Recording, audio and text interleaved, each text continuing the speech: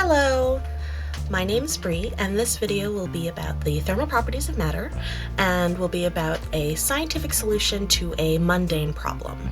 My Keurig brews its coffee way too hot for me to drink right away. I have to wait at least half an hour before I can even start to sip it. What I like to do is add ice cubes, but even though instinctually I know about how many to add to get it to the temperature I want, it's all just guesswork, and sometimes it ends up too cold or it waters it down too much.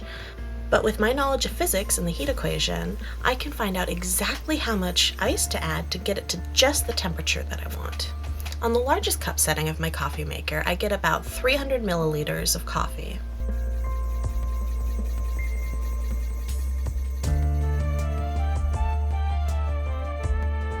And when I take the temperature of the cup, my instant read thermometer tells me that it's a steamy 78.6 degrees Celsius.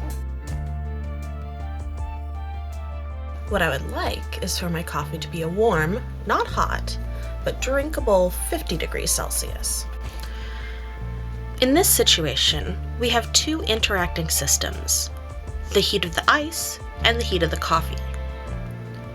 For the purpose of this demonstration, we'll say that the coffee ice system is closed, which means that no heat is lost, and that the heat of the ice plus the heat of the coffee adds up to equal 0.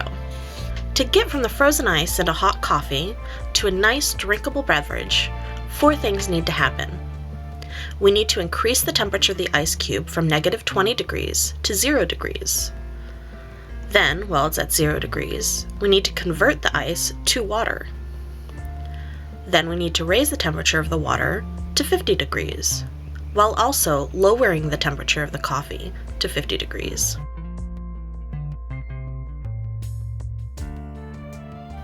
When raising or lowering the temperature, we can equate its heat to its mass times its specific heat and times its change in temperature. When we change the phase, such as changing ice into water, we equate its heat to its mass times its latent heat of fusion.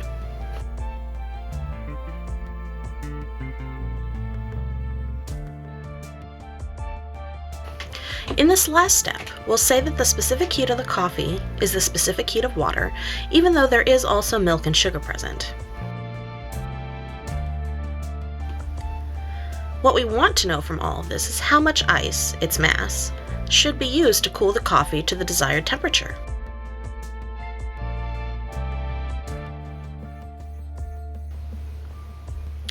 Adding these all up, and with some basic algebraic manipulation, we find out that about 0.062 kilograms is needed. Let's see if this all works.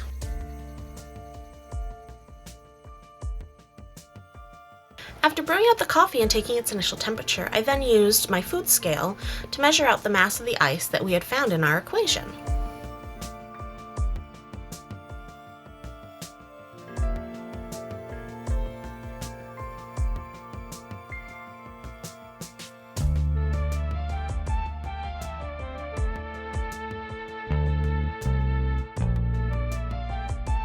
I then stirred it around with the thermometer until the ice had completely melted.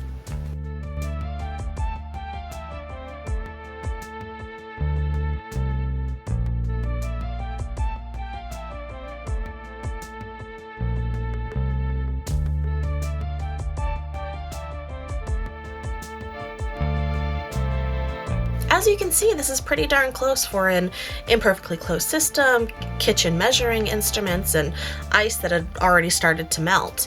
51.2 degrees. You can now take this demonstration and use it to make your own perfectly temperatured coffee. Bye!